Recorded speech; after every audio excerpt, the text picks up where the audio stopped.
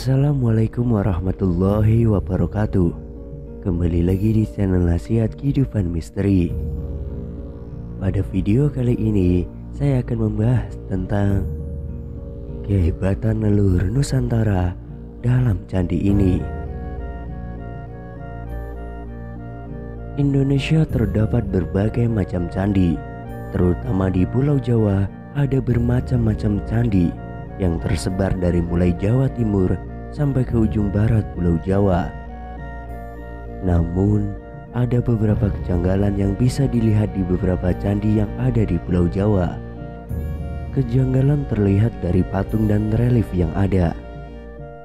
Kalau pengukuran secara tahun oleh arkeolog benar, maka banyak hal yang tidak masuk akal di tiga candi ini, yaitu Candi Ceto, Candi Suguh, dan Candi Penataran. Candi Ceto. Candi Ceto terletak di lereng Gunung Lawu, berada di Dusun Ceto, Desa Gumeng, Kecamatan Jenawi, Kabupaten Karanganyar, Jawa Tengah. Terletak pada ketinggian 1400 meter di atas permukaan laut. Jika dilihat dari bentuknya, Candi Ceto tidak seperti candi-candi yang lain yang ada di Indonesia, tetapi justru mirip dengan candi-candi yang ada di peradaban bangsa Inca, Maya di Amerika Latin. Beberapa arkeolog Indonesia mengatakan bahwa Candi Ceto dibuat pada zaman Majapahit, tepatnya pada masa pemerintahan Prabu Brawijaya V.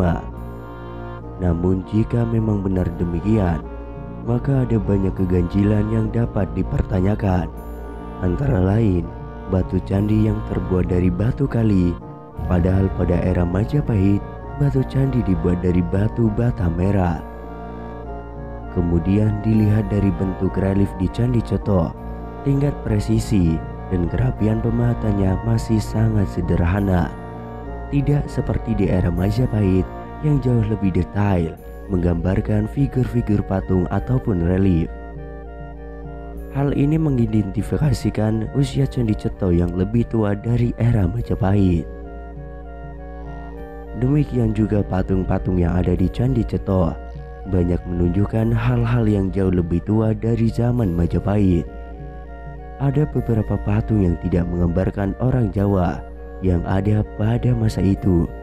Patung tersebut justru lebih mirip dengan sosok orang Sumeria. Padahal kebudayaan Sumeria dikatakan sebagai kebudayaan tertua di dunia. Dari sisi wajah dan potongan rambut tidak menunjukkan patung tersebut adalah orang Jawa, tetapi justru memiliki kesamaan dengan orang Sumeria, Viking, Romawi, atau Yunani. Namun dari sisi pembentukan mata sangat identik dengan patung Sumeria. Dari wajah dan cara berpakaian serta perhiasan yang dikenakan patung ini bukan ciri khas Jawa, melainkan ciri khas Sumeria. Tetapi mengapa dipatungkan seperti orang yang takluk dengan wajah yang ketakutan? Bila diperhatikan dari sisi perhiasan, untuk telinga biasanya orang Jawa menggunakan sumpi, sedangkan pada patung ini hanya menggunakan anting-anting. Pada lengan tangan biasanya menggunakan kelat bahu, dan pada patung ini tidak. Juga pergelangan tangan orang Jawa biasanya memakai gelang keroncong, tetapi pada patung ini terlihat menggunakan gelang yang sangat mirip dengan jam tangan. Gelang sejenis ini merupakan gelang ciri khas dari daerah Sumeria.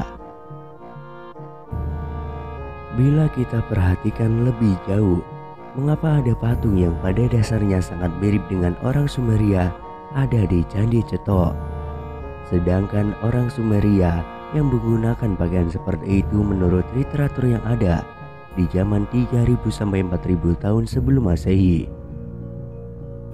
Kalau mereka dikatakan manusia pertama yang memiliki peradaban dan tata sosial yang sudah bagus, mengapa mereka menyembah dan kelihatan takluk di Candi Ceto? Jadi, apakah bangsa kita tidak ada peradaban pada waktu itu, ataukah peradaban kita sudah lebih maju dari mereka? Selain kaitannya dengan orang Sumeria, pada relief di Candi Cetoh tergambar sosok prajurit Jawa, di mana gambar tersebut juga terdapat di relief yang ada di Candi Suku dan di Villa Hermosa, Meksiko. Kemudian Candi Suku. Begitu juga beberapa patung yang terdapat pada Candi Suku yang letaknya tak jauh dari Candi Cetoh, yang sama-sama terletak di lereng Gunung Lawu dengan ketinggian 1186 meter di atas permukaan laut. Berada di Dusun Berjo, Desa Suku, Kecamatan Ngargoyoso, Kabupaten Karanganyar, Jawa Tengah. Candi Suku, sebuah candi dengan bangunan yang unik karena terdapat kesamaan bentuk dengan bangunan-bangunan yang ada di Saqqara, Mesir, Chichén Itzá, dan Tenochtitlan di Meksiko, serta Copan di Honduras. Pada kawasan Candi Suku terdapat beberapa patung badan manusia yang bersayap seperti burung. Sayangnya, kepalanya telah hilang. Namun, pada bagian belakang kawasan Candi Suku masih dapat ditemukan beberapa patung sosok manusia bersayap yang masih utuh, dan ternyata kepalanya menyerupai bentuk burung. Kesamaan bentuk sosok manusia berkepala burung ternyata terdapat pula kemiripan pada patung yang berasal dari bangsa Maya, literatur pada bangsa Yahudi, serta relief dan patung pada bangsa Sumeria, Babilonia, dan Assyrian. Lalu, hubungan apakah di masa lalu antara leluhur bangsa kita dengan bangsa Maya, bangsa Sumeria, Babilonia, Assyrian, dan spesies manusia berkepala burung? Yang terakhir, Candi Penataran. Candi Penataran terletak di lereng barat daya Gunung Kelut, tepatnya di Desa Penataran, Kecamatan Glenggok, Blitar, Jawa Timur, pada ketinggian 450 meter di atas permukaan laut. Di area candi ini terdapat banyak relief yang menyimpan misteri bagi yang jeli mencermatinya. Sangat banyak relief yang menunjukkan bangsa asing yang pernah kita kenal. Sosok-sosok tersebut selalu digambarkan sebagai sosok yang seolah-olah takluk pada bangsa yang berkuasa di Candi Penataran.